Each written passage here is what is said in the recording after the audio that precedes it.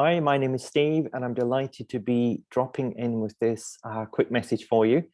I'm going to be in conversation today with Yael, who will share with you in a moment who she is and why we've come here together. So, Yael, you want to introduce yourself? Yes, so hi, I'm Yael from Jerusalem, Israel. And I'm here to explore with Steve about an understanding that brought us together, the three principles.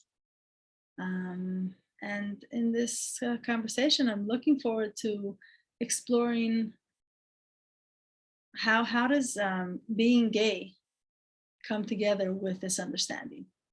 How does being who I am go fit very well?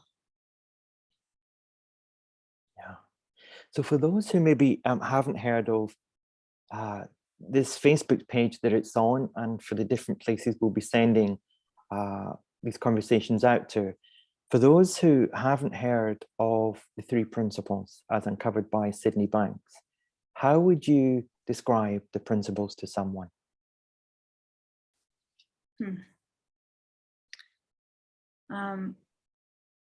The way I would say it right now is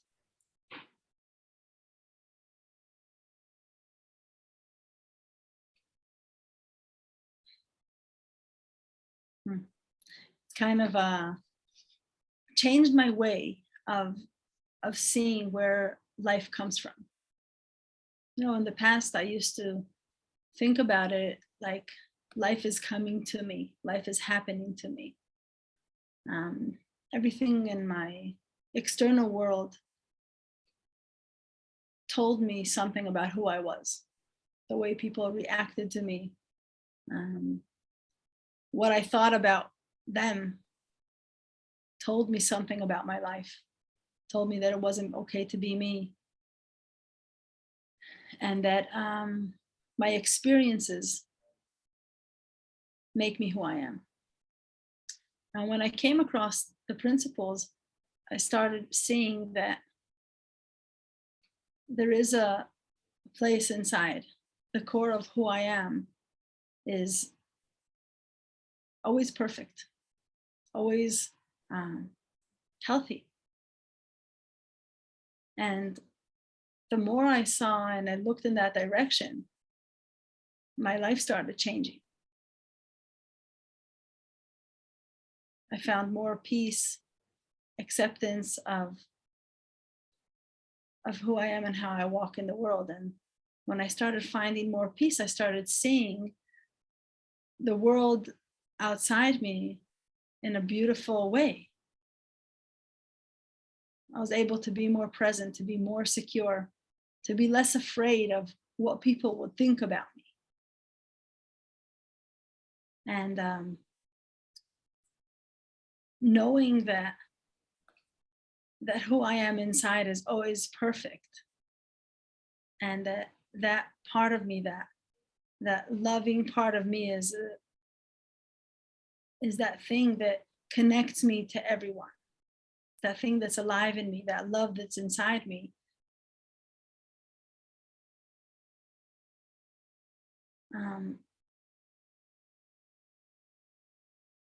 It helped me to see the people around me in the same way. I could always come back to it. And I think if you would like to add anything to that. Yeah, I mean, I love what you shared there, because it's, to me, just seems to be like when we've looked at mental health, even growing up as a child and even studying psychology and the different therapeutic approaches, it always looked like life was outside of me.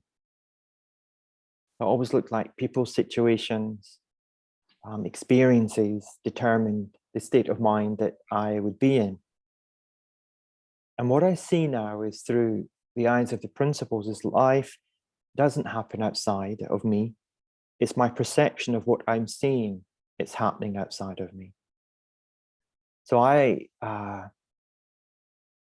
I can see with that the innocence where we get lost in our thinking. We were talking before we came on here, like the experience of, I remember as a child having a push bike and putting these little ticks on the wheel, and you would drive, and it would be obviously it'd make a sound as the wheel's going round, and that'd be part of the fun. And if we look at that as being our thinking, then that would be annoying now as adults, I guess. It would be annoying if we were to do that. And it seems to be as a child, we have a much more carefree kind of attitude. And then we believe more of our identity, our self-perception, based, I guess, on experiences that we've individually had. But there's one thing that I see is that we're all built the same way. The system that we're part of knows, like, if we fall and cut ourselves or graze ourselves. I remember last year when I was trimming back the rose bushes, one of the big thorns got me, and I had a really big gash on my hand. And at one point, I could have get lost in the thinking, I'm never going to get rid of this. I'm always going to be scarred. But in a matter of 4 or 5 days, it was fading away completely. And what that told me was that there is health in the system. There is innate health inside of us. And as it's inside of the system, then if that physically sets about to repair itself without me getting in the way, and psychologically, why wouldn't that be so as well? And that's a much more and richer experience to play in, that there is health, mental health in our system, which is created from a spiritual energy. And to me, spiritual is just something that explains the unexplainable in a way. Right now, when I look out into the garden, I can see the daffodil bulbs that I planted in September, October of last year. They're all now sticking up or beginning to stick up in different ways. And I can see, like, how does it know to do that? How does it know to come up at that time? And even though when you put the bulbs in, I don't know if they have a computer chip inside them, but they have a wisdom of some sort inside of them. And that's the wisdom. It allows them to flow with the design of who they are.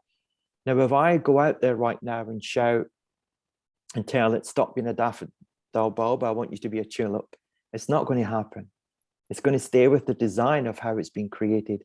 But somewhere along the line, us humans have started listening to what other people have to say. And we've made that our perceptions. We've made that our beliefs. We've made that our conceptual understanding. It's like something's happened, then something else, and then we're wedded to that experience. And that's what we base ourselves on, innocently. So what the principles allow us to see that we're part of a system, that it knows how to write things. It has an energy that creates our psychology. It has an energy, it creates our heart beating, our lungs, our liver, our kidneys, and the blood flowing around our system without us even have to think about it. And it also does that regardless of who we are. It doesn't, nope, not doing that to you because you're gay, or you're lesbian, or you're bisexual, transgendered, Q+, doesn't say any of that. It's a given that you are part of the system. You're mind, you have a wisdom, and then we have the consciousness to be aware of that happening. Are we looking outside to believing that people have other experiences that can determine what we think? Or are we listening to the wisdom inside of us, the innate wisdom? And then that creates our thinking, that creates thought. Thought being the blank screen, like when I look out to the garden, until maybe 4 or 5 days ago, it looked like nothing was happening in the soil. It was blank. The ground had nothing. And then all of a sudden you can see things coming through. That's like mind, thought, and consciousness working together perfectly. Looks like nothing's there, but something's going on inside. And then it comes through with consciousness. We see the stalks coming, but the flute of the daffodils are not up and ready yet. But I know that something will happen. And that's, I think, to play around when it comes to life in that way, it's much more exciting. That life, each moment is a blank canvas. and we put on the canvas what we want. So through these calls, what I hope that you and I are going to explore is mental health. What are we really meaning when we come from mental health? What is the nature of mental health? What does it mean to have a peaceful mind? How do we understand ourselves and others? How does the mind work? And many other things as we go along. Because these conversations, I love when we get into conversation, because we really get to the heart of who we are. And to me, that's different from looking at the mental health where we think something's gone wrong. In all my years of training, I've never been told about the health of the person in the training. It's been the sickness of the person and how to address that. But there are conversations of saying, if we're part of the system, then there is health in the system. Let's look towards the system and see what wakes for each person listening. And that has the slant of both of us being gay and having the conversation around being gay and what it's like in our world. And the hope that others hear that our experiences are ones for you to listen to hear for yourself. You know, when you read a book and the book really touches you, and if you walk about just quoting the book all the time, then you're just listening to old thoughts. Put the book down and then start learning and listening from yourself. That's a gift that we have each moment, is to listen to ourselves like never before. And that allows us, I think, to start becoming our own best friend, where we don't maybe give ourselves such a difficult time, where we get to see and feel what we're creating and the excitement of being the creator of all experiences. So that's what I'm looking forward to. What are you looking forward to?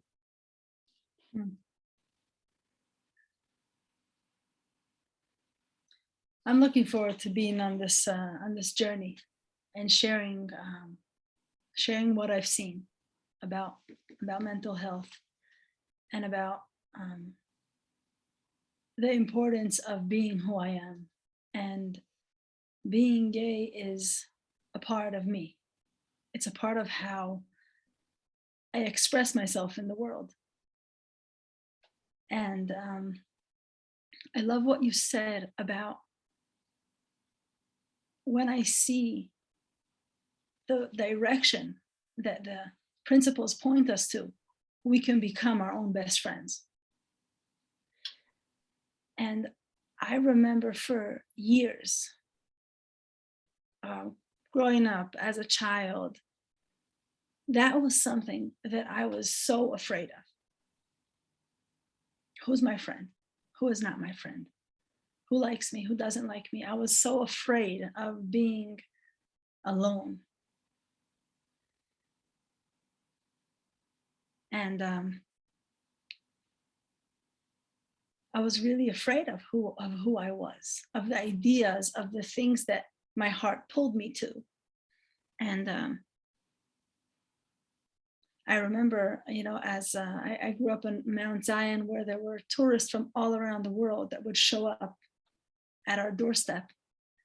And I remember this time where I saw this woman with short hair, and dressed differently. She didn't dress like how I remember women dressing. And mind you, I was this Jewish religious traditional girl that probably had a light blue shirt on and, her uniform skirt, and which I always made my mom sew me pockets. I didn't know what to do with my hands. I really needed pockets. And there was something uncomfortable about that experience, because I was supposed to dress a certain way and I was supposed to be a certain way. And I remember seeing this tourist walking by, and I look at this person and my heart moved. Like there was something that I saw in that person. I didn't even know what, but it was like there was something in them that showed me truth about myself. And knowing that exists, knowing that the importance of being who I am and showing up in the world as me.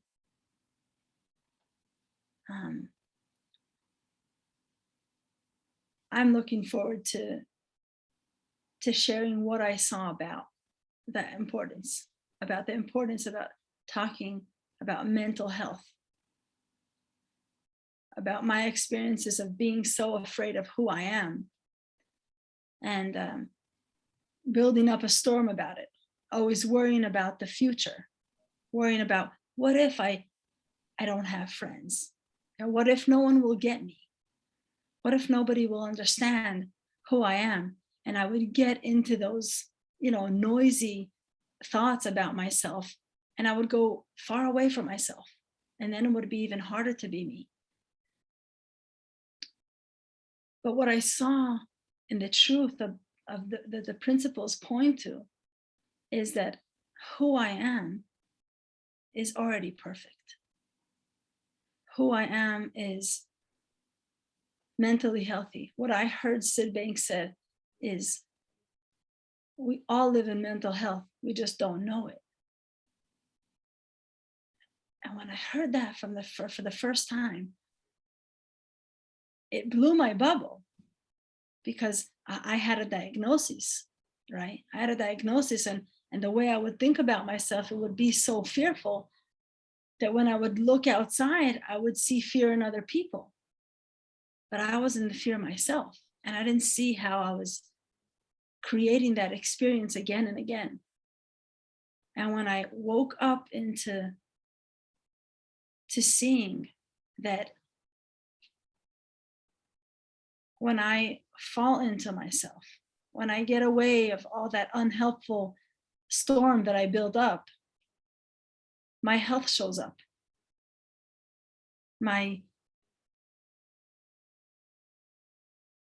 Who I am shows up. That person that is just me. And I can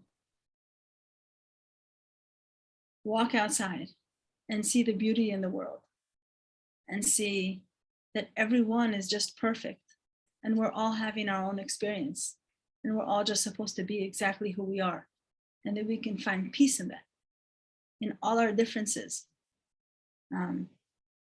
Brings a lot of hope, and I'm really looking forward to exploring all these conversations with you, Steve.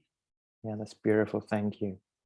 And it just really reminded me, is like, through these conversations, we can only speak from our experience, but what we're pointing to is for you too, everyone listening to this call, not our experiences, but your experience of life. And one of the big things that I really learned was that just because I think a thought, I don't have to believe it. So we could still have a mind full of tick, tick, tick, tick, tick, like the wheel on the push bike, and then just not listen to it. So it's not that we'll be saying through our calls, like, right, you need to stop your thinking, you need to, it's like, we can't stop our thinking. It seems to be part of the design, but we don't always have to take our thinking seriously. And through each conversation that we have, then we'll be looking at different ways to come across that. It won't be the A to Z of being mentally healthy. You are mentally healthy. And let's start from that point, that you're not damaged, they're not broken.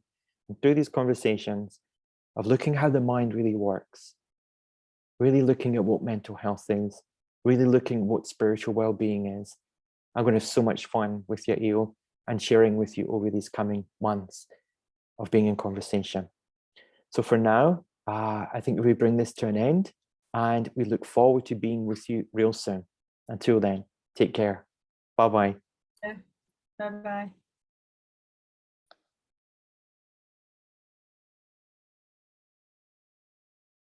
Yeah, I'll leave that. I was going to do a leave meeting. I have, yeah, it's record.